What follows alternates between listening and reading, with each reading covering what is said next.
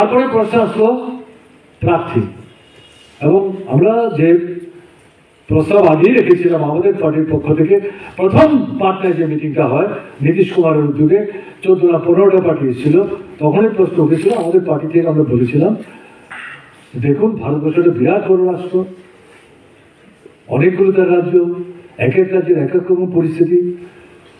আমরা জাতীয় রাজনৈতিক দল আছি, কিন্তু কোনো কোনো রাজ্যে এমন দল আছেন তারা জাতীয় রাজনৈতিক দল না, কিন্তু রাজ্যে তারা বড় পার্টি।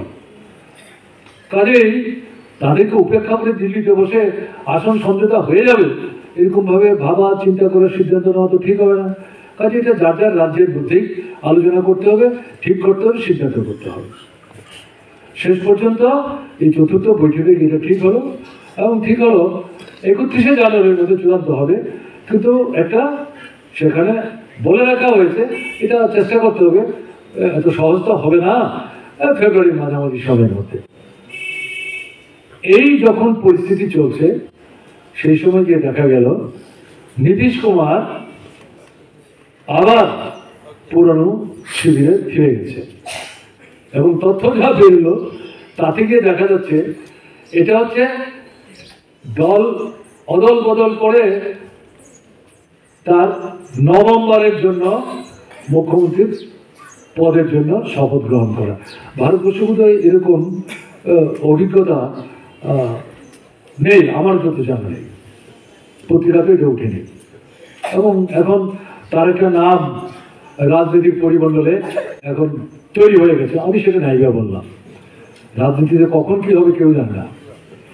তা আমরাই বলছিলাম কিন্তু ত্রিপুরার বিভিন্ন সভায়, এমনকি পশ্চিমবাংলায় বা আসামে আমার যেতে হয় মাঝে মাঝে, এই বিষয় নিয়ে যখন কথা হয় তখন বারবারই বলার চেষ্টা করেছি, দেখুন এখন তো 28টা দল একটা জায়গায় আমরা এসেছি, সবাই শেষ পর্যন্ত এক জায়গায় থাকবে ধরে নেবেন না।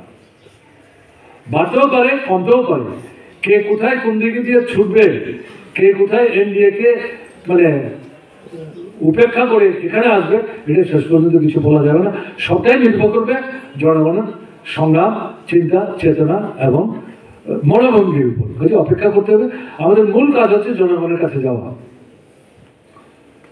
ন্যূনতম কর্মসূচি তৈরি হবে, একটা বুলেট ফর্মে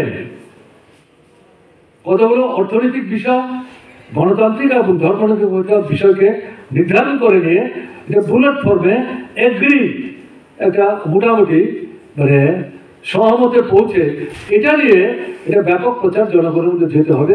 এই লাস্ট যে মিটিংটা হলো সেই মিটিংয়ে সিদ্ধান্ত হয়েছে 5টা রাজ্যের যে বিধানসভা নির্বাচন হলো তার আগে এই মিটিং প্রথম মধ্যপ্রদেশে করার সিদ্ধান্ত হয়েছিল।